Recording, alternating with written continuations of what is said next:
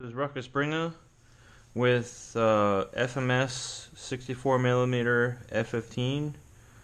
I've never owned one myself. Well, actually, I take that back. I was given one, and then I let a guy use it, and he crashed it, so it wasn't really too bad of a loss. But now I got another one, and I wanted to mod it and show you guys the different features. Now this is version 2 that I got directly from FMS. I don't know if Motion RC sells the version 2 yet. They may, I'm not sure. But what the difference between the version 2 is the wings. I won't go too much detail, but the wings are actually bolted on. There's two bolts, there's two little tabs, and then there's also a carbon spar that goes all the way across from one wing through the fuselage to the other.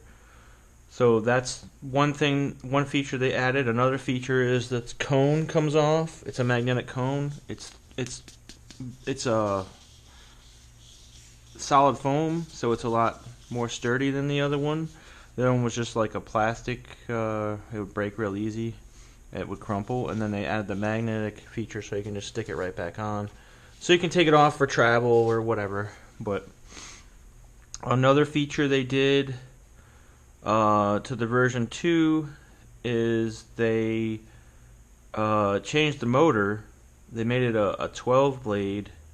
I can't remember the actual specs. I think I have it somewhere in one of these boxes, but we won't go into that because I actually ordered a different motor, Inrunner.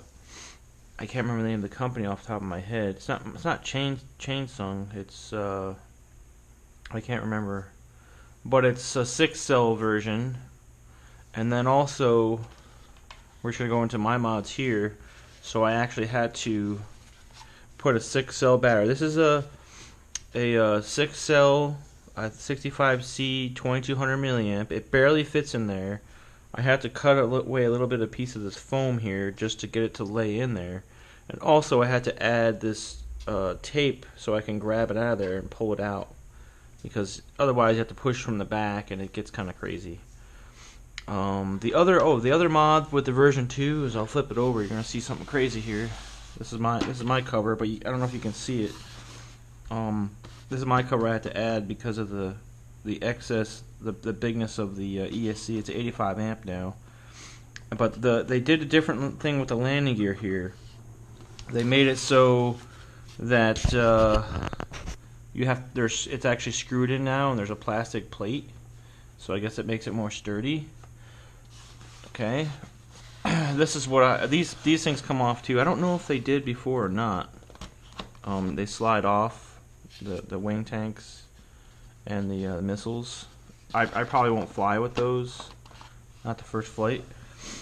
Then I also seen this before, that they added this silver tape so it looks kind of like how the real one is with titanium in the back here, and then also you'll be able to see it better when you're flying. But I obviously covered the motor up, but you know, if I have to access it, I can always cut little slits out so I can access it. But also this is my mod in the back. I wanted the stabs to move, full functional stabs, and all I did with these tabs, I just glued them so they don't move. You know, with how the elevators are. So those are full functional stabs now. I used Metal Gear servos. These are actually common sense servos. And I also added a bearing because there was a lot more play. You see it moving right now. It moves a little bit, but without that bearing, it was moving way too much. It was just so crazy movement. But now it's a lot better. I need to fix this a little bit. This is a little moves a little bit, but anyways, that's pretty much all I did as far as. Oh no, I'm sorry.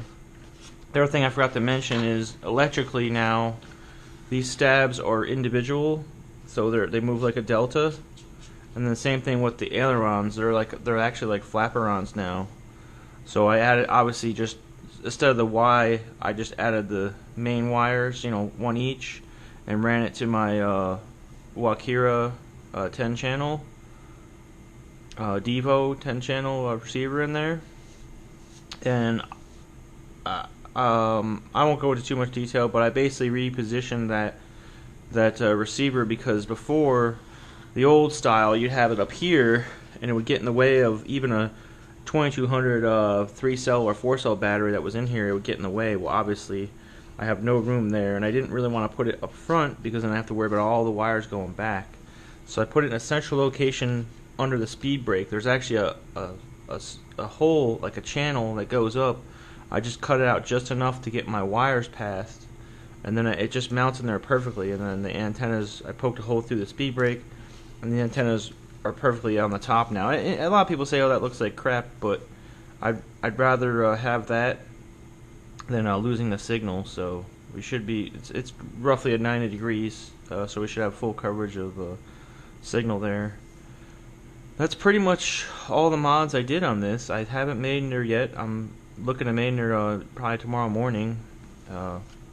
So that's it. Thanks for watching.